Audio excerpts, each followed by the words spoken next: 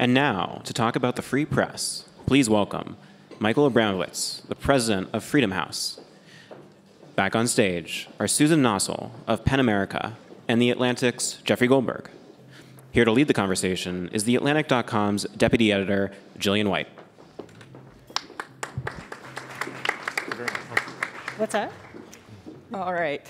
So there's been a lot of conversation about this administration in particular and its handling of the press. I'm wondering, from all three of you, when you think about past administrations and how they've dealt with the press is never particularly the friend of the White House, but is this administration particularly unprecedented, egregious, whatever you want to call it, and how so when it comes to its relationship with the press? Jeff, of course, I'm starting with you.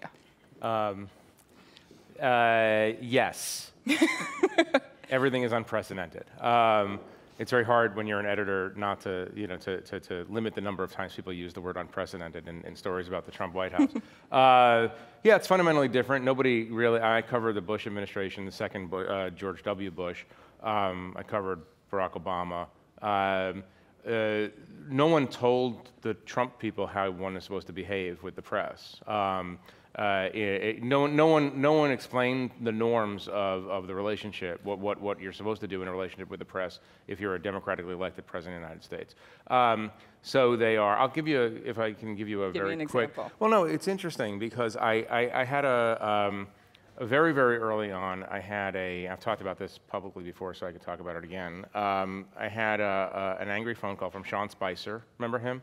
I had an angry phone. He was pissed off about something that we ran, and he said to me, "Unless you fire the person who wrote that, I'm never going to talk to you again." What he didn't know, because this is another unique aspect of the Trump White House, is at that moment I had a reporter in Kellyanne Conway's office talking to her. So it's like, I'm never going to talk to you again. But we literally had people in the White House, and I said, but this is the interesting part. I said, Sean, you can't say that.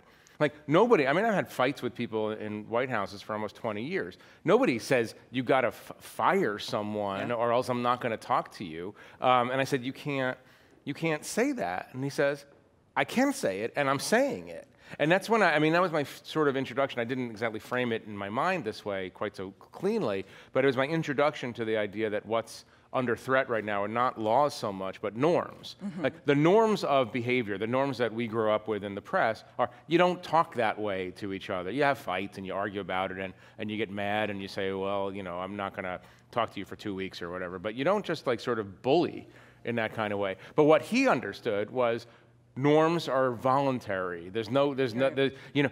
If I, Sean Spicer, or if anybody in this White House wants to say whatever we want to say, we're going to say it. Yeah. And that, to me, that undergirds this conversation because they have decided in many, many ways that the rules that both Republicans and Democrats have more or less followed in the modern era, the rules don't apply. Right. And it turns out that when you're the president and you decide that the rules don't apply, the rules don't apply. Yeah. Suzanne, what is kind of the most different, unprecedented thing about this administration and its relationship in your mind? Yeah, I mean, I think it's the motives that are at work here. I think it's not just that they don't know the modus operandi and how these things have been done, but that the president has decided that ultimately the mainstream media is one of his greatest enemies because, when the Mueller investigation comes to fruition, when other things are exposed about his misdeeds, self-dealing, corruption, incompetence, whatever it may be, the mainstream media will be the vehicle of that. And so he has determined that he needs to discredit the mainstream media so that when those narratives come out, he can reach out directly to his constituency and convince them basically not to believe or credit any of that. And that strategy sort of seems to be working. We have 30 or 40% of the population that agrees with him that the media is the enemy of the American people. So I think it's that deliberate strategy to sort of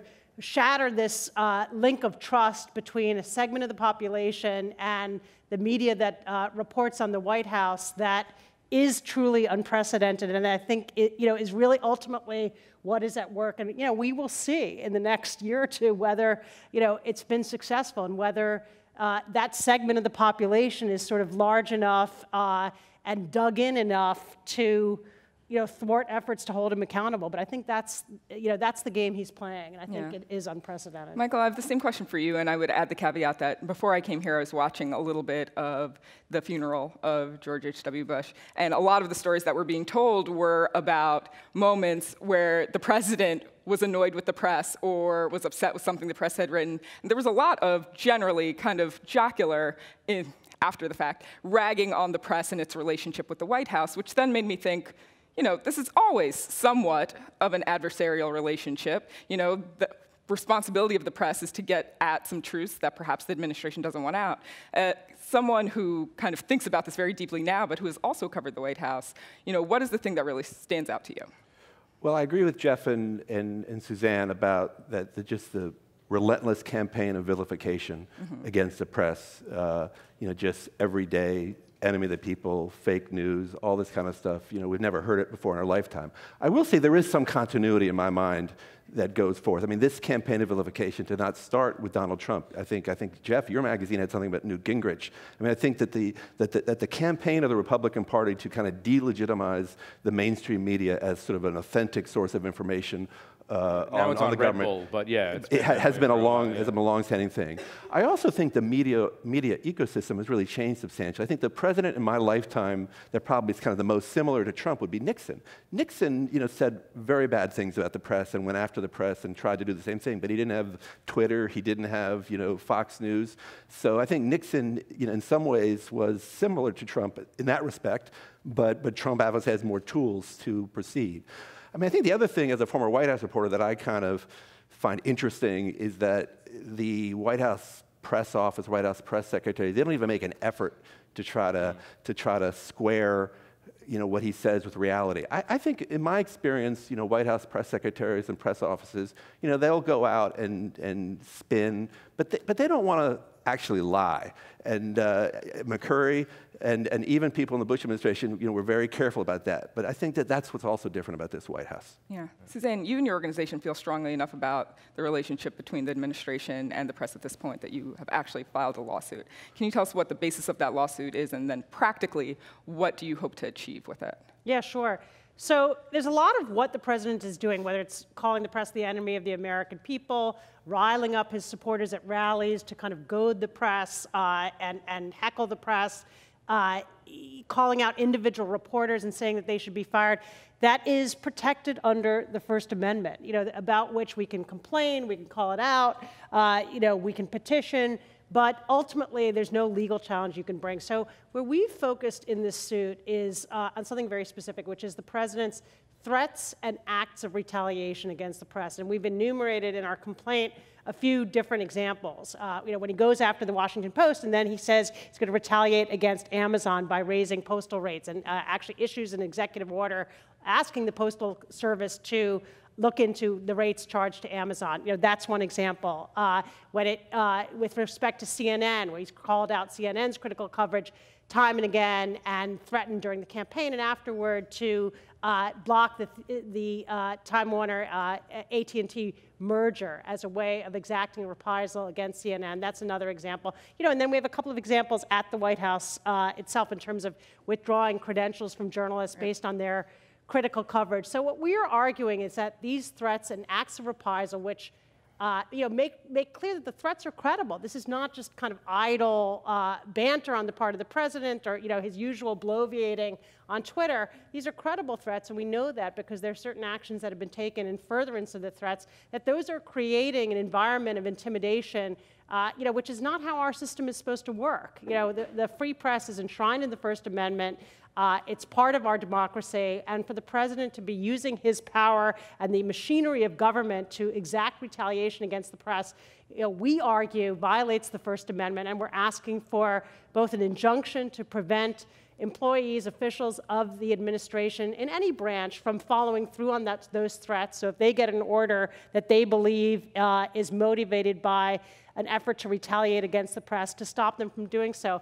And we brought the suit really because in some ways we felt like we were well suited to do it. We're a membership association of writers and journalists, 7,500 in this country. We're not a news outlet, so we are not in the position of trying to cover the president. I think for a news outlet to bring a case like this, and CNN now has done so, and we could talk about that, but I think there was a lot of reluctance because they've got to cover the president. The president argues he's their enemy. Then you challenge him in court. So we felt we were uniquely situated to do that. And Jeff, you want to? No, can I just add something to what Suzanne said? I was thinking about that. One of the wonderful thing about humans is that we're resilient and that we can adjust to anything. And the terrible thing about humans is that we're resilient and we can adjust to anything. And listening to Suzanne talk about a president of the United States, leading oldest democracy in the world, threatening the owner of a media outlet with economic punishment because he doesn't agree with it. That's absurd. And and I'm thinking about all these high school students here, and I want people need to understand how abnormal this is. And it's not a partisan issue. There's no there's no possible way George W. Bush would have ever even thought to say that. It's not in the bandwidth of possibility, much less Barack Obama or anybody else. It's really astonishing. I mean, it's the Turkish model. Playbook. It's straight from the authoritarian playbook. And what's so interesting about Donald Trump is that it's not as if he's went to school and studied authoritarianism and the modes of totalitarian leadership or whatever. It's instinctive. The cheetah doesn't know it's a predator. It just is a predator. It's fascinating. I mean, because the instincts are there, and if the instinct tells you I'm going to punish Amazon and Jeff Bezos because I don't like what Marty Baron is putting in the Washington Post, that's what he says, and that's not normal. And the other thing that's not normal is, and this needs to be articulated, I think, plainly, is that the president's rhetoric, the White House rhetoric, will get somebody killed. Most people who go to Trump rallies are going for the show. It's reality TV. But we see in Pittsburgh, we see with the letter bomber, you see again and again now, people who really take it literally. And that's the real danger. So I want to spin off of that and broaden this up globally a bit, because as you both said, this is not something that we've never seen before. It's just something that we've typically seen associated with other countries that don't exactly, tout democracy. So I'm wondering, one, what does it do to global journalism, global ideas about freedom of the press to kind of now have this new norm setting in the US? And also, I think it's really interesting, and Michael, you brought this up, so I want to start with you, the idea that this is, in a way, almost like a contagion. It's like things just kind of keep snowballing, and I think most recently we've had the really interesting and terrifying example of Jamal Khashoggi and how the president did or did not respond to the murder of a journalist. So I'm wondering how all of these things interplay in kind of the global free press. Sure. Well, I think one thing that's important to start the conversation by saying is that the global free press and just democracy in general, which is something we track at Freedom House through our annual Freedom of the World surveys, has been in a world of hurt for at least 10 years. So to say this kind of started with Trump, I think would be really incorrect. You see really the free press as a check on official power under pressure all over the world. Obviously, the authoritarian powers like China and Russia are repressing the press more aggressively. In Russia, journalists, are being killed. Then you have countries that we thought were kind of becoming more democratic, countries like Turkey, countries like Poland, countries like Hungary, which are really, going after the press in many different ways. There's violence, there's jailing the media, there's also just, economic warfare against the press. So this is a real problem. Then I think, added to this kind of toxic stew, the President of the United States making it clear how he feels about the press. And I do think there is a global impact from that I think actually is even greater than the impact of the United States. We just put out a survey at Freedom House.